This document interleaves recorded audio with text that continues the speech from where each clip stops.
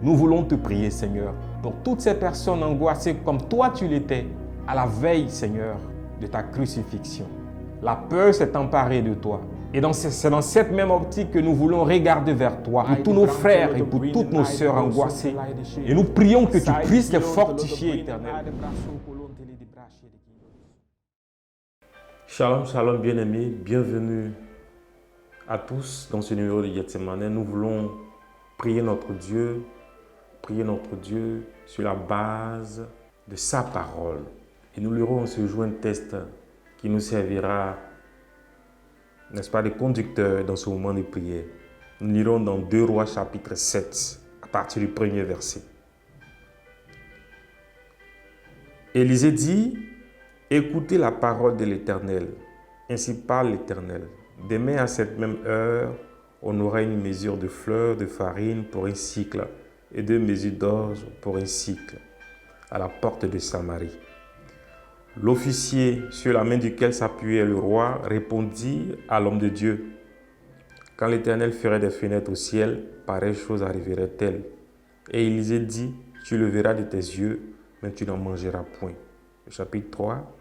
Il y avait à l'entrée de la porte 4 lépreux qui se dirent l'un à l'autre: quoi, resterons-nous ici jusqu'à ce que nous mourions? Si nous songeons à entrer dans la ville, la famine est dans la ville, et nous y mourrons. Et si nous restons ici, nous mourrons également. Allons nous jeter dans le camp des Syriens. Si nous laissent vivre, nous vivrons, et si nous faut mourir, nous mourrons. Il partit donc au crépuscule pour se rendre au camp des Syriens. Et lorsqu'il fut arrivé à l'entrée du camp des Syriens, voici, il n'y avait personne. Le Seigneur avait fait entendre dans le camp des Syriens un bruit de chars et un bruit de chevaux, le bruit d'une grande armée. Et ils s'étaient dit l'un à l'autre: voici, le roi d'Israël a pris à sa solde contre nous les rois des Hétiens et les rois des Égyptiens pour venir nous attaquer. Ils se levèrent et prirent la fuite au crépuscule, abandonnant leurs tentes, leurs chevaux et leurs ânes. Le camp tel qu'il était, et ils s'enfuirent pour sauver leur vie. Les lépreux étant arrivés à l'entrée du camp, pénétrèrent dans une tente, mangèrent et burent et emportaient de l'argent, de l'or et des vêtements qu'ils allaient cacher. Ils revinrent, pénétrèrent dans une autre tente et emportèrent les objets qu'ils allaient cacher. Puis ils se dirent l'un à l'autre: nous n'agissons pas bien. Cette journée est une journée de bonnes nouvelles. Si nous gardons le silence et si nous attendons jusqu'à la lumière du matin, le châtiment nous atteindra. Venez maintenant et allons informer la maison du roi. Ils partirent et ils appelaient les gardes à la porte de la ville auquel ils firent le rapport: nous sommes entrés dans le camp des Syriens et voici, il n'y a personne. On n'y entendait aucune voix d'homme. Il n'y a que des chevaux attachés et des ânes attachés et les tentes comme elles étaient.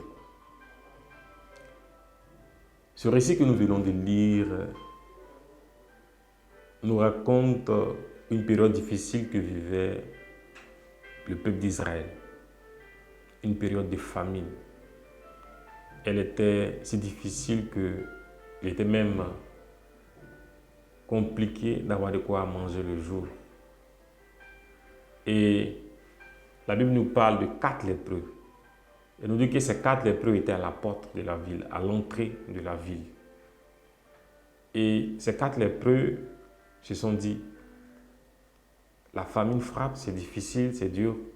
Allons-nous rester là à la porte de la ville, toujours cherchant à manger alors qu'il n'y a rien? Allons-nous rester là, à mourir là, sans rien faire? Ou encore entrer dans la ville? Parce qu'ils étaient à la porte, bien entendu. Entrer dans la ville et mourir dans la ville. Il n'y avait pas de solution. Alors, voilà la décision que ces 4 lépreux ont prise. Ils ont donc décidé d'entrer dans le camp des Syriens. Ces Syriens-là qui avaient, pour leur part, assiégé, n'est-ce pas, ce peuple-là, pendant cette période difficile. Ils étaient sous domination de ces Syriens-là.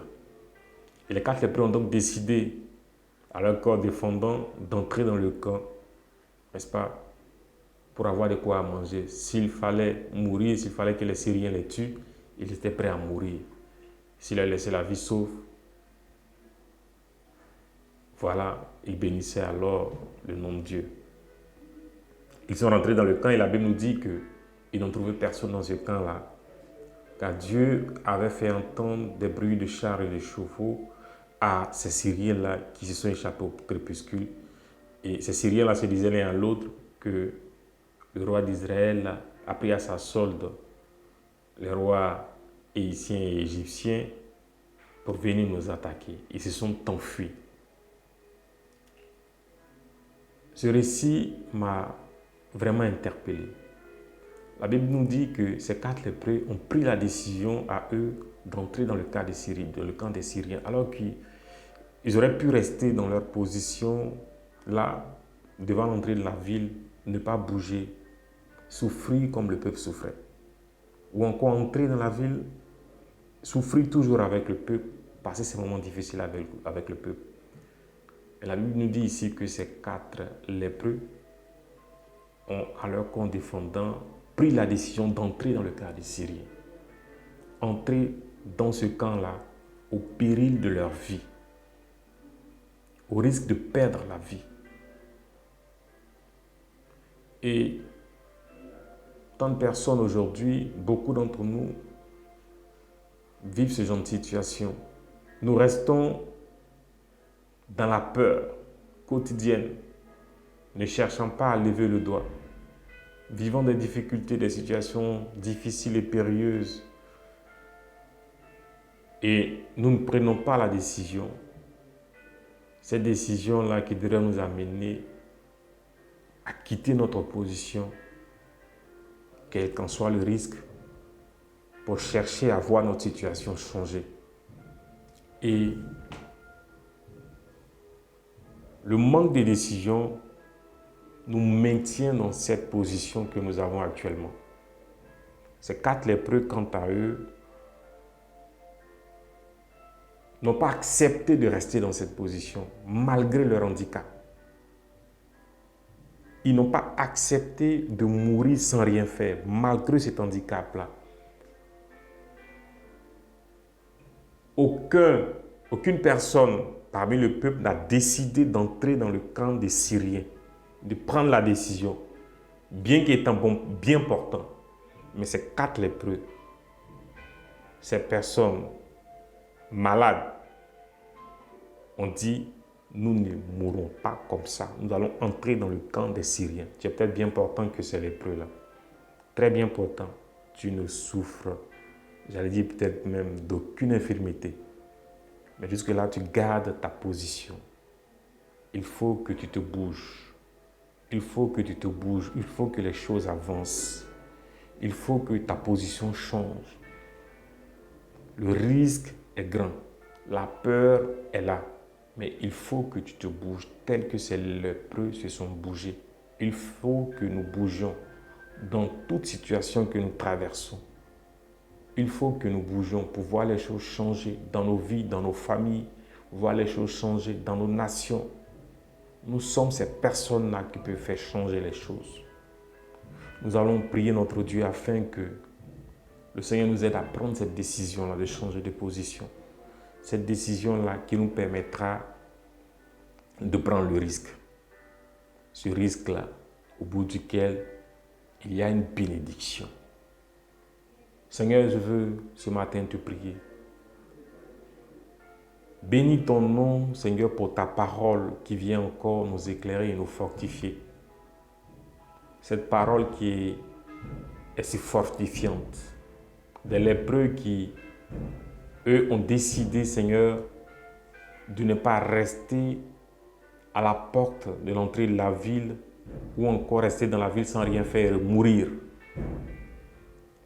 Malades qu'ils étaient, Père, ils ont pris la décision de se bouger et voir les choses changer, voir les situations s'améliorer, avoir de quoi à manger.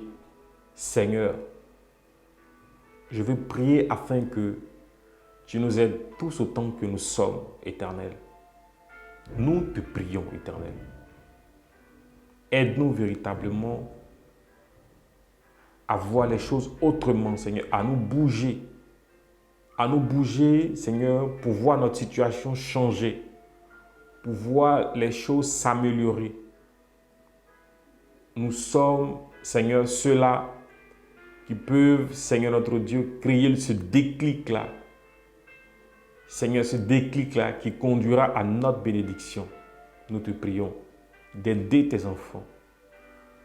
Aide mon frère, aide ma soeur dans cette situation, Seigneur.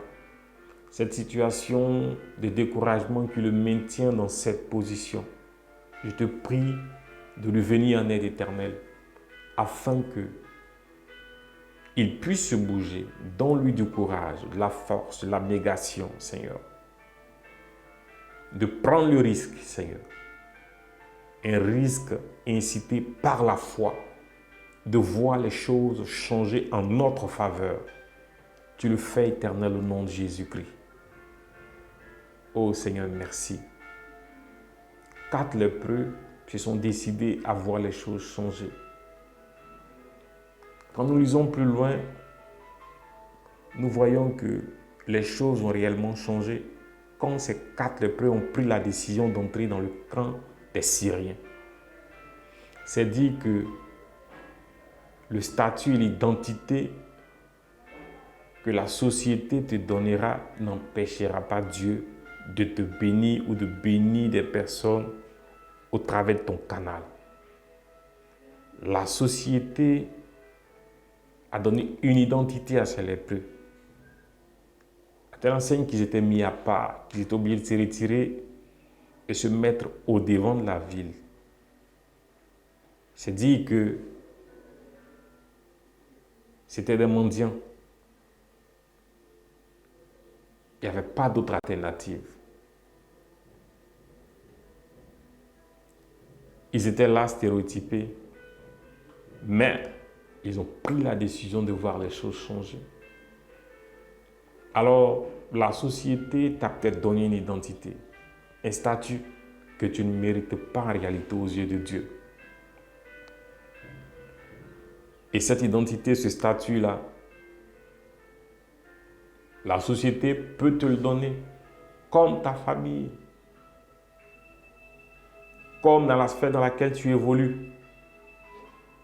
Mais dis-toi que, avec ce statut, avec cette identité qu'il te donne, tu peux créer le changement, tu peux inciter le changement, tu peux impacter, tu peux changer les choses.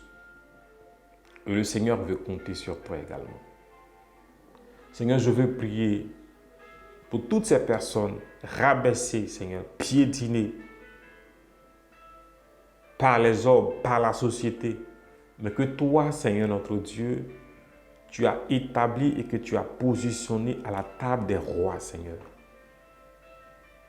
Je veux prier pour toutes ces personnes-là qui se sentent abandonnées, qui se sentent mis à part, mis de côté par la société, par leur famille, Seigneur notre Dieu, par leurs amis, Seigneur. Ils sont victimes de moqueries, Seigneur. Oh, de railleries. Je te prie, Éternel, de leur révéler, Seigneur notre Dieu, oh, l'importance et la grandeur qu'ils ont à tes yeux, afin qu'ils sachent que de par eux, que de par leur canal, Seigneur, tu veux réaliser de grandes choses dans leur vie, dans leur famille, dans leur entourage, dans leur nation. Oh, tu l'as fait avec des lépreux. Tu peux le faire avec même des aveugles, Seigneur, des boiteux, des paralytiques. Tu peux le faire, oh Seigneur, avec même des muets éternels. Tu es capable de tout. Parle donc au cœur de mon frère et de ma soeur qui réalise qui il est à tes yeux, Seigneur. Quel privilège d'être appelé enfant de Dieu, serviteur de Dieu, Seigneur. Je te prie de te révéler à ton peuple, à tes serviteurs, ceux-là même qui ne te connaissent pas, mais qui ont de l'importance à tes yeux, car tu veux opérer le changement par leur canal. que tout ce qui les maintient encore en captivité leur empêche de comprendre et de percevoir, Seigneur, l'importance qu'ils ont à tes yeux soit vaincue au nom de Jésus-Christ. Je te prie, Seigneur, agis puissamment dans le nom de Jésus-Christ. Nous voulons compter sur toi. Bien-aimés, vous voyez comment c'est merveilleux de changer le cours de la situation, de changer les choses par le canal des lépreux. Et la Bible dit que lorsque ces lépreux-là sont entrés dans le camp, ils n'ont pas trouvé des Syriens. Parce que le Seigneur avait fait entendre un bruit de chars et de chevaux. Et au crépuscule, ces Syriens-là se sont enfuis. Bien-aimé, ton risque, le risque que tu prendras, incite déjà l'Éternel à combattre pour toi. Tu n'auras pas à combattre. La décision et le risque pris par ces lépreux-là avait déjà incité le Seigneur à combattre et à libérer ce peuple-là qui était en souffrance, qui souffrait d'une famine aussi difficile. Dieu combat pour toi. Dieu combat pour chacun d'entre nous. Il combat pour son peuple. Au péril de leur vie, ils ont pénétré le camp. Des personnes mises à part, des personnes rejetées par la société, des personnes malades ont pris la décision de pénétrer le camp des Syriens. Ils n'ont trouvé personne parce qu'ils n'avaient pas à combattre. Parce que Dieu avait déjà combattu pour eux. Et tel que le Seigneur a combattu ces Syriens, il combat pour toi au nom de Jésus-Christ, afin que tu entres dans ta bénédiction, dans ta destinée, sans avoir à souffrir. Mais ton acte de foi, le risque que tu prends dans la foi, faisant confiance au Seigneur, maintenant, lui donne d'agir en ta faveur, pour changer les choses, pour changer le cours des choses. Dans le nom de Jésus-Christ, Dieu le fait pour nous, il le fait pour toi, il le fait pour son peuple, au nom de Jésus-Christ. Merci Éternel d'entrer en action. Merci d'entrer en action, toi qui combats au quotidien pour nous. Nous n'avons pas, Seigneur, à lever une épée, car ton armée céleste est là, prête à combattre, Seigneur, pour ton peuple, pour tes enfants que nous sommes. Merci notre Dieu pour cette délivrance que tu opères dans des vies, pour cette délivrance que tu opères, cette délivrance que tu opères dans des familles. Merci Jésus-Christ, parce que nous prenons la décision de voir les choses changer dans nos vies. Béni sois-tu notre Père et notre Seigneur. Et c'est ainsi que Dieu a combattu et les Syriens ont pris la fuite. Et il y a encore quelque chose de merveilleux, ces personnes pauvres, ces mendiants, ces malades, ces lépreux, tout ce qu'on peut leur donner comme nom, ont mangé, ont bu, et ils ont trouvé qu'il n'était pas bien qu'ils restent là à profiter de tout ce qui était dans ce camp-là. Il n'était pas bien qu'ils restent là à profiter, tout seuls. Ils ont donc décidé d'informer le roi et tout le peuple de cette bénédiction qu'ils avaient reçue du Seigneur, cette visitation divine qu'ils avaient reçue du Seigneur. Ils ont décidé de le faire, de partager l'information, car pour eux, s'ils ne partageaient pas l'information, le Seigneur allait les frapper, ils allaient perdre la vie. Ils ont donc décidé d'informer tout le monde. Ils ont donc eu un esprit de partage.